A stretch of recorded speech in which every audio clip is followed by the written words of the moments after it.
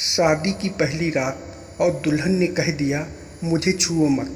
कहते हैं शादी दो आत्माओं का मिलन होता है, पर क्या हो जब दो जिस्म पास हों मगर दो दिल एक दूसरों से मीलों दूर। हर कोई पहली रात को लेकर सपने सजाता है, प्यार, रोमांस और एक नई शुरुआत। लेकिन आरब और फिया की पहली रात एक प्यारी शुरुआत नहीं, एक अनकही जंग थी। एक ऐसा रिश्ता जिसकी पहली ईंट ही शक, डर और चुप्पी से बनी थी। आप सुनिए एक ऐसी कहानी जो आपको सिर्फ रुलाएगी नहीं, आपको सोचने पर मजबूर कर देगी कि क्या प्यार वाकई पहली नज़र में होता है या वो धीरे धीरे लड़ते झगड़ते पनपता है। कहानी है शादी की पहली रात और दुल्हन ने कह दिया मुझे छुओ मत। आरब 29 साल का, बैंक में असिस्टेंट मैनेजर, शांत स्वभाव और थोड़ा शर्मीला, जिम्मेदार बेटा जिसने बचपन से पिता की डांट और माँ की चुप्पियों के बीच खुद को बड़ा किया।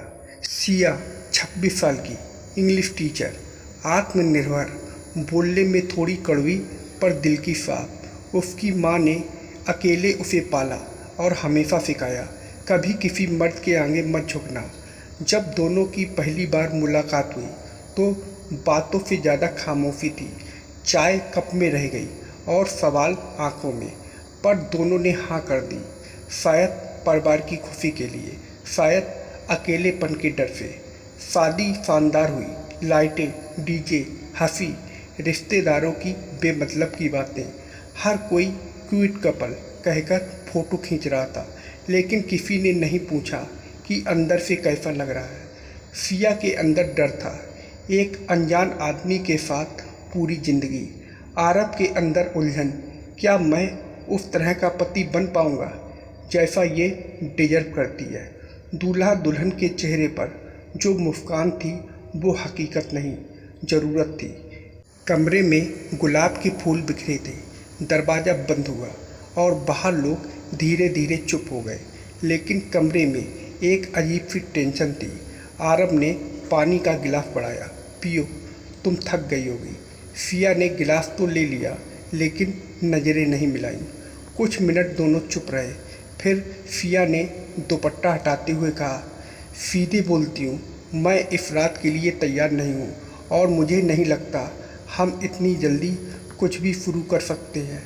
आरब थोड़ी देर चुप रहा, फिर बोला, ठीक है, मैं भी ज़बरदस्ती का नहीं हूँ, चलो आज सिर्फ सोते हैं अपने अपने कोनों में। पर वो कोने कुछ घंटे नहीं, कई हफ्तों तक बने रहे। नई नवेली दुल्हन, लेकिन चेहरे पर न चांदनी न चमक।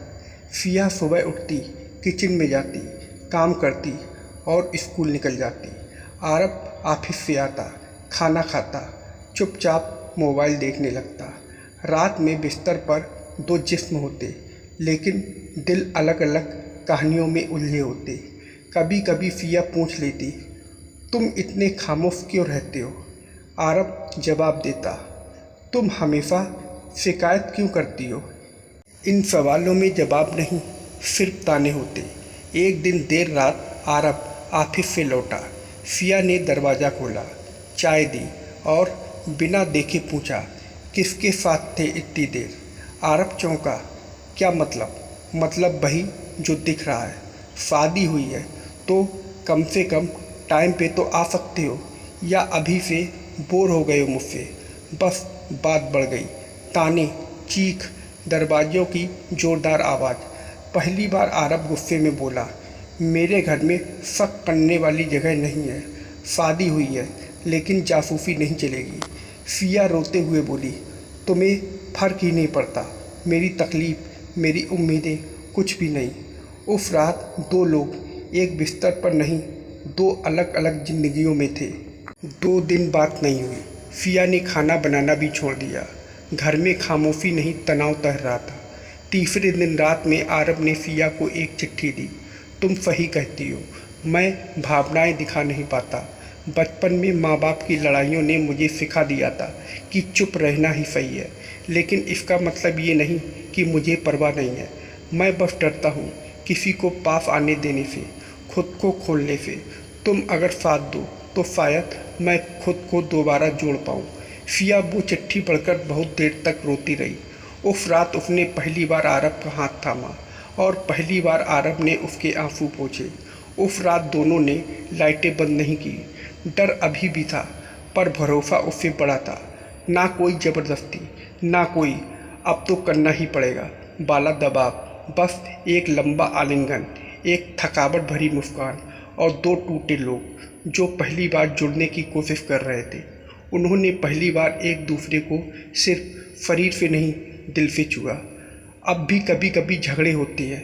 फिया अब भी गुस्से में रोटियां जलाती है और आरब चुपचाप खा जाता है। पर अब हर रात जंग नहीं होती। अब जब कोई बात चुभती है तो दोनों बैठकर बात करते हैं। चलो जंग नहीं, समझदारी करें। हर पहली रात फूलों से नहीं, उलझनों से भरी होती है। कभी कभी बिस्तर पर जिस्म नज़दीक होते हैं पर दिल को दूर। पर जब रिश्ते में ईमानदारी हो तो दूरियां भी रास्ता ढूंढने लेती हैं। जिन्होंने पहली रात में जंग लड़ी थी वही अब सबसे मजबूत कंधे बन गए हैं। तो दोस्तों, आप लोगों को यह कहानी कैसी लगी कमेंट करके ज़रूर बताइएगा और वीडियो को लाइक और सब्सक्राइब करना मत भूलिएगा। वीडियो को पूरा देखने के लिए आप लोगों का बहुत बहुत धन्यवाद।